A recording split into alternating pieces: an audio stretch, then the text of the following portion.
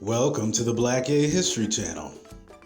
Please share this video and subscribe to this channel for more captivating content.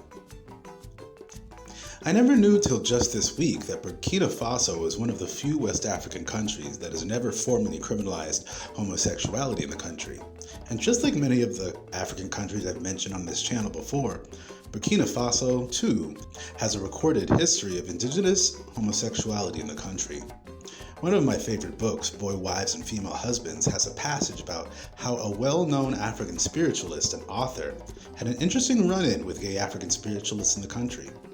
I've been fascinated with indigenous African spiritual beliefs since I was a teen, so I'd already heard of the Book of Water and the Spirits by Malidoma Patrice Somé, a Burkina author.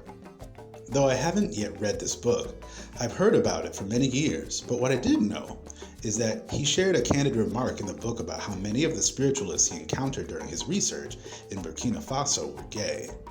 Published in 1995, when I was just a kid, Somé chronicles his time unlearning his strict Eurocentric Jesuit religion and becoming initiated in the indigenous practice of his people, the Dagara people who are native to the country.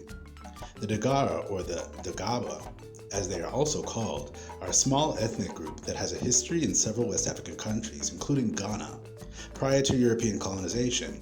And though there is a significant percentage of the Dagaba people that practice Islam and Christianity, their traditional spirituality has been held onto and practiced into modern times.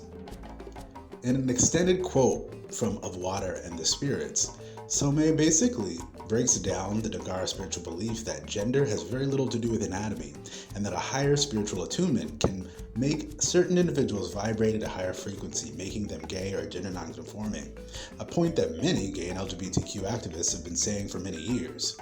He goes on to note that many of the spiritual leaders in his community that were taking him through his own initiation were gay, and this is significant for many reasons.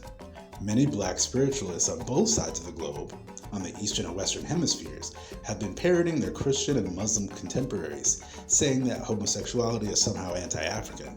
So the fact that Somé back in the 90s was so blunt about his own people's perceptions of homosexuality and the reality that many of the spiritual leaders in his own hometown were gay was actually pretty revolutionary at the time, especially for a presumably straight man who got married. Many black male spiritualists on both sides of the globe still try to act like homosexuality is a problem in the black community, when that couldn't be further from the truth.